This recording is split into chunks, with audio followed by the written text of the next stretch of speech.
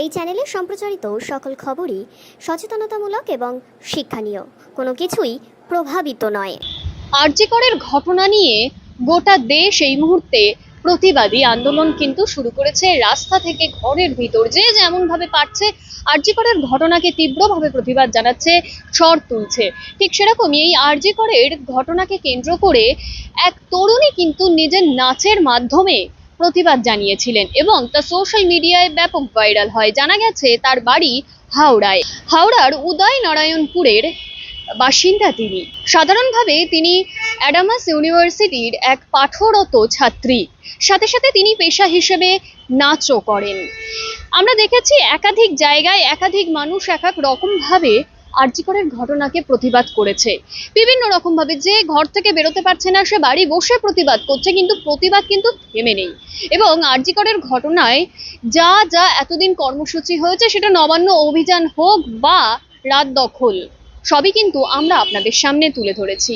সাথে সাথে যে বিভিন্ন জেলা থেকে যে চিত্র উঠে এসেছে সেই চিত্রও কিন্তু আমরা আপনাদের সামনে তুলে ধরার চেষ্টা করেছি। আরজি করের ঘটনার পর প্রত্যেক দিন রাত জেগে আরজি কর মেডিকেল কলেজের সামনে এবং আশেপাশে ও বিভিন্ন জায়গায় প্রতিবাদে সামিল হয়েছেন জুনিয়র ডাক্তারেরা। তারা লালবাজার অভিযানও করেছেন এবং আমরা সারা রাত সেই খবর কিন্তু আপনাদের সামনে পেশ করেছি। আপনারা সেই চিত্র দেখেছেন, সারা রাত লাইভ সম্প্রচার আমরা করেছিলাম। পাশাপাশি যে তরুণীর কথা আমরা বলছি, সেই তরুণীর ভিডিও রাজ্য তথা দেশের বিভিন্ন প্রান্তে সাধারণ মানুষজন, ভিআইপি থেকে শুরু করে ভিভিআইপি, তাদের ফেসবুক পেজে পোস্ট পর্যন্ত করেছেন। এতটাই সাড়া ফেলেছে যে মানুষ কিন্তু এই প্রতিবাদে তার যে মাধ্যম, সেই মাধ্যমকে ব্যাপকভাবেই সুনাম করছেন। তাকে যখন এই বিষয়ে প্রশ্ন করা হয় তখন কিন্তু তিনি বলেন যে এই ঘটনাকে তিনি তীব্রভাবে নিন্দা করছেন। একজন ডাক্তারি পড়ুয়া, তিনি তার কর্মরত অবস্থায় যদি সুরক্ষিত না থাকেন, তাহলে রাজ্যের অন্যান্য সাধারণ মেয়েরা কিভাবে সুরক্ষিত থাকবেন। তাই তিনি কিন্তু নিন্দনীয়ভাবে প্রতিবাদ জানিয়েছেন। যদি এই সমস্ত ধর্ষকরা শাস্তি না পায়, তাহলে আগামী দিনে এই সমস্ত ধর্ষকরা মাথা চাড়া দিয়ে উঠবে, এমনটাও তিনি মন্তব্য করেছেন।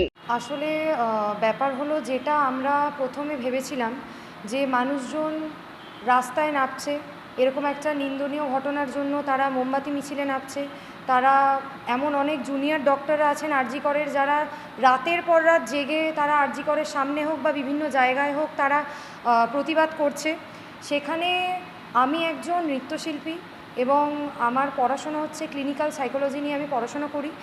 সেই জায়গা থেকে আমিও বিভিন্ন হসপিটালে ইন্টার্নশিপ করতে যাই।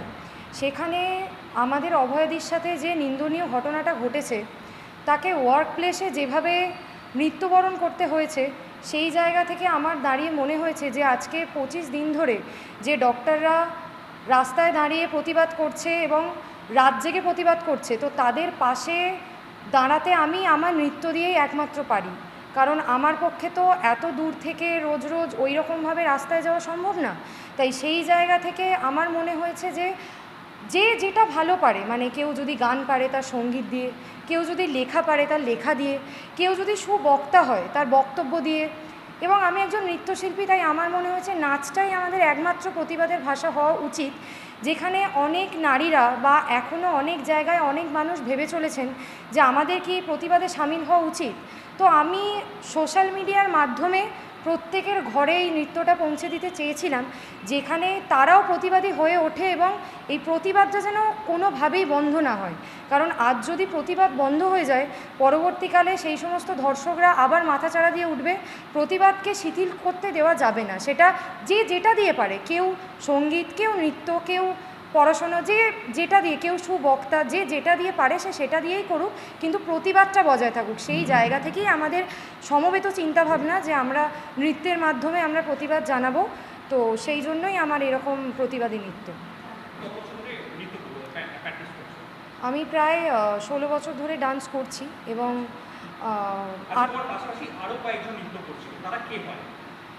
তারা, আমাদের একটা একাডেমি আছে, আরাধনা ডান্স একাডেমি, সেটা আমার মা এবং আমরা চালাই। তো সেই একাডেমিরই তারা স্টুডেন্ট, তাদেরকে আমি ভাই বোনের মতো করেই দেখি। তো আমি আরাধনা একাডেমিতে 5 বছর ধরে শেখাচ্ছি। তোমার বর্তমানে এই আরাধনা একাডেমি প্রায় 50 জনের কাছে। আচ্ছা, এই যে দেখা যাচ্ছে তোমার যে ভাইরাল ভিডিও, সেই ভাইরাল ভিডিও দেখা যাচ্ছে যে সাধারণ মানুষজন বা ভিআইপি ভিভিআইপি তাদের ওয়ালে বা তাদের হোয়াটসঅ্যাপ স্ট্যাটাসে জাস্টিস ফর আরজি কর দিয়ে তোমার ভিডিওটাকে শেয়ার করা হচ্ছে। তো এই যে তারা ভিভিআইপি বা ভিআইপি তারা যে শেয়ার করছে, তোমার অনুভূতিটা কেমন, কি বলবে? এক্ষেত্রে অবশ্যই আমার ভালো লাগছে, তার কারণ আমার প্রতিবাদের মধ্যে দিয়ে আমি অনেক মানুষের কাছে পৌঁছাতে পেরেছি এবং যারা হয়তো এখনও রাস্তায় নামতে ভয় পাচ্ছিল তারা আমার প্রতিবাদী নৃত্য দেখে বিভিন্ন নৃত্যশিল্পী ভাবনা চিন্তা করছে যে তারাও আমার মতোই ভিডিও করবে। অনেক স্কুল থেকে আমাকে বিভিন্ন জায়গা থেকে আমি জানতে পেরেছি যে তারা এই জিনিসটাকে নাটকীয়ভাবে তারা মঞ্চস্থ করে তারা প্রতিবাদ জানাবে, তারা ধর্ষকদের বিচার চাইবে, সেভাবে তাদের কাছ থেকে আমি রেসপন্স পেয়েছি। তো সব মিলিয়ে আমাদের মূল লক্ষ্য যেটা ছিল যে আমাদের বিচার চাওয়া, ধর্ষকদের শাস্তি চাওয়া, তো সেই জিনিসটা অনেক মানুষের কাছে পৌঁছেছে এবং যারা রাস্তায় নেমে প্রতিবাদ করছিল তাদের মাধ্যমেও যেরকম প্রতিবাদটা হচ্ছিল সেরকম আমার ভিডিওর মধ্যে দিয়েও অনেকের কাছে এই বার্তা পৌঁছেছে যে না, প্রতিবাদটা আমাদের কন্টিনিউ করতে হবে, কারণ আমরা কোনোভাবেই এটা আপোস করতে রাজি নয় যে প্রতিবাদটা থিতিয়ে যাক এবং অভয়াদির যারা ধর্ষক তারা কোনোভাবে মুক্তি পেয়ে যাক। আমরা বিচার চাই, আমরা শাস্তি চাই, সেটা যেভাবেই হোক। তাই সবার স্ট্যাটাসে এটা যাচ্ছে বা সবাই এটাকে শেয়ার করছে, এটা আমার ভালো লাগছে, কিন্তু সেটা যেন এই পারপাসেই হয়, সেটা হলো যে অভয়াদির ধর্ষকদের বিচার।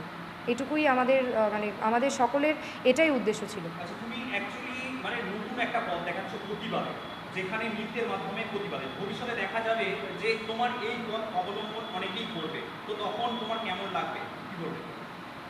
নিশ্চয়ই আমার ভালো লাগবে যে আমার দেখানো একটা পথ ধরে অনেকে প্রতিবাদ করছে এবং আমি সমস্ত শিল্পীদের, যারা নৃত্যশিল্পী আছে, যারা অভিনয় জগতের সাথে যুক্ত আছে, যারা সঙ্গীত শিল্পী আছে, প্রত্যেকের কাছে আমার এই নৃত্যের প্রতিবাদের মধ্যে দিয়ে এটাই তাদের কাছে আমার বার্তা যে আপনারাও আপনাদের মতন করে প্রতিবাদটা করুন।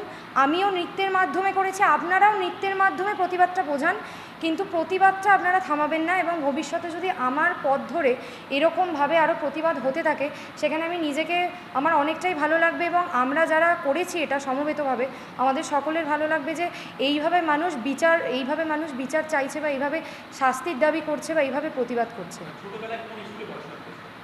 আমি ছোটোবেলায় প্রাইমারি স্কুল চিলড্রেন প্যারাডাইসে পড়াশোনা করেছি, তারপরে বীরেশ্বর বালিকা বিদ্যালয়, যেখান থেকে আমি এইচএস পাশ করেছি।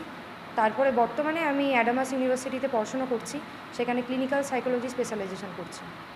ভবিষ্যতে লক্ষ্য হচ্ছে একজন ভালো সাইকোলজিস্ট হওয়া এবং তার পাশাপাশি নাচটা আমার ছোট থেকেই প্যাশন, তো আমি নাচ এবং পড়াশোনা এই দুটো নিয়েই এগোতে চাই।